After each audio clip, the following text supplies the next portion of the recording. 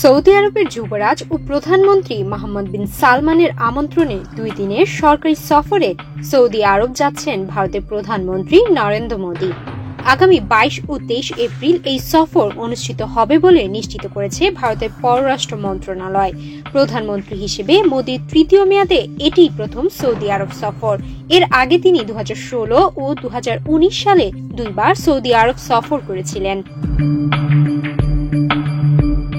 ভারতের পররাষ্ট্র মন্ত্রণালয় জানিয়েছে, এই সফরের মাধ্যমে ভারত ও সৌদি আরবের মধ্যে বিদ্যমান বহুমাত্রিক অংশীদারিত্ব আরও গভীর ও সুদৃঢ় হবে।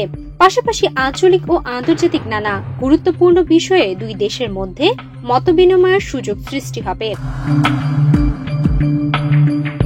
সৌদি আরব ভারতের অন্যতম গুরুত্বপূর্ণ কৌশলগত ও অর্থনৈতিক অংশীদার। দেশটির অর্থনীতির উন্নয়নে ভারতীয় প্রবাসীদের অবদান উল্লেখযোগ্য। বর্তমানে সৌদি আরবে প্রায় 27,000 ভারতীয় বসবাস করেন এবং বিগত 1 বছরে প্রায় 1 লাখ ভারতীয় দেশটিতে কর্মসংস্থানের জন্য গেছেন। 2023-24 অর্থ বছরে সৌদি আরব ভারতের 5ম বৃহত্তম বাণিজ্যিক অংশীদারে পরিণত হয়। একই সময়ে ভারত সৌদি আরবের 2য় বৃহত্তম বাণিজ্যিক অংশীদার ছিল। ওই অর্থ বছরে সৌদি আরব থেকে ভারতের আমদানি ছিল 31.42 বিলিয়ন মার্কিন ডলার এবং ভারতের রপ্তানি ছিল 11.56 বিলিয়ন ডলার। মোট দ্বিপাক্ষিক বাণিজ্যের পরিমাণ দাঁড়ায় 42.98 বিলিয়ন ডলার।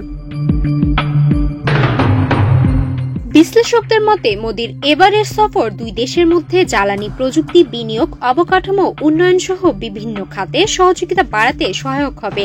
পাশাপাশি রিয়াদের সঙ্গে নয়াদিল্লির নিরাপত্তা ও প্রতিরক্ষা সহযোগিতাও নতুন মাত্রা পেতে পারে। উল্লেখযোগ্যভাবে এই সফরের সময় এমন এক প্রেক্ষাপটে তৈরি হয়েছে যখন আগামী মাসে যুক্তরাষ্ট্রের প্রেসিডেন্ট ডোনাল্ড ট্রাম্পও সৌদি আরব সফরের সম্ভাবনা রয়েছে। ফলে মোদীর সফর কূটনৈতিকভাবে আরো গুরুত্বপূর্ণ হচ্ছে। এই সফর 2 দেশের সম্পর্ককে আরো নতুন উচ্চতায় নিয়ে যাবে বলে আশা করা হচ্ছে। সুমায়া মিতু, বাংলাদেশ প্রতিদিন।